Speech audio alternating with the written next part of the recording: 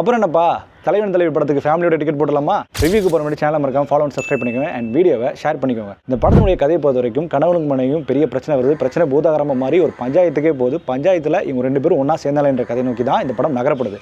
இந்த படத்தினுடைய பாசிட்டிவ் பொறுத்த வரைக்கும் ஃப்ரம் ஸ்டார்ட் டு எண்ட் வரைக்குமே ஃபன்னாக, என்டர்டைன்மெண்ட்டாக, என்கேஜிங்காக, காமெடியோட நல்லா அழித்தெளிச்சு கொண்டு போயிருக்காங்க. அதுவே இந்த படத்தினுடைய பாசிட்டிவாக மாறுது. இந்த படத்தினுடைய டேரக்டர் பொறுத்த வரைக்கும் பார்த்தீங்கன்னா இது முன்னாடி ஒரு ஹார்ட் ஹிட்டிங்கான இமோஷனல் டிரைவில் தான் கொண்டு போயிருப்பார். பட் இந்த படத்தில் லைட் ஹார்ட்டடாக கொண்டு போனது ஒரு பெரிய பாசிட்டிவாக இது.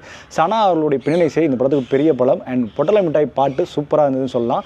அண்ட் மோர் ஓவர் இந்த படத்தினுடைய விஜய் சேதுபதி அண்ட் நித்யா மேனன் காம்போ, கெமிஸ்ட்ரியாக இருக்கட்டும், அவங்க போடுற சண்டையாக இருக்கட்டும் சூப்பராகவே ஒர்க் அவுட் ஆகிருக்கு. முக்கியமாக சுமார் மூஞ்சி குமாரை இந்த படத்தில் நீங்கள் பார்ப்பீங்க. அந்தளவுக்கு விஜய் என்டர்டைன்மெண்ட்டாக அள்ளி தெளிச்சிருக்காரு. இந்த படம் சொல்ல வர கருத்து என்ன அப்படிங்கிறீங்கன்னா பெரிய கருத்துலாம் இல்லை. கனவு மனைவி ஜாலியாக இருங்க, உங்களோட உறவுக்குள்ளே வேறு எந்த ஒரு உறவுகளும் சேர்க்காம நீங்கள் பாட்டு உங்கள் கோ வித் ஃப்ளோவுக்கு போங்கன்றது தான் சிம்பிளாக லைட்டாக ஃபன்னாக சொல்லிட்டு போயிட்டே இருக்கிறாங்க. இந்த படத்தினுடைய கொஞ்சம் பிரச்சனைகள் என்ன அப்படின்னு பார்த்தீங்கன்னா செகண்ட் ஹாஃபில் ஒரு சில இடங்களில் லென்த்தி ஃபீல் இருக்குது. கொஞ்சம் ஃபன் இன்னும் கொஞ்சம் அதில் இருக்கலாமா அப்படின்னு தோணுது. மற்றபடி நீங்கள் ஒரு ஃபேமிலியாக போய் என்ஜாய் பண்ணி என்டர்டைன் பண்ணுற அளவுக்கு இந்த படம் நல்லா ஒரு ஒர்த்தான படம், வாட்சபிளாக இருந்தது. இந்த மாதிரியான மூவி ரிவ்யூஸ்க்கும் மூவி ரெக்கமெண்டேஷனுக்கும் நம்ம சேனலை தொடர்ந்து ஃபாலோ பண்ணிக்கோங்க.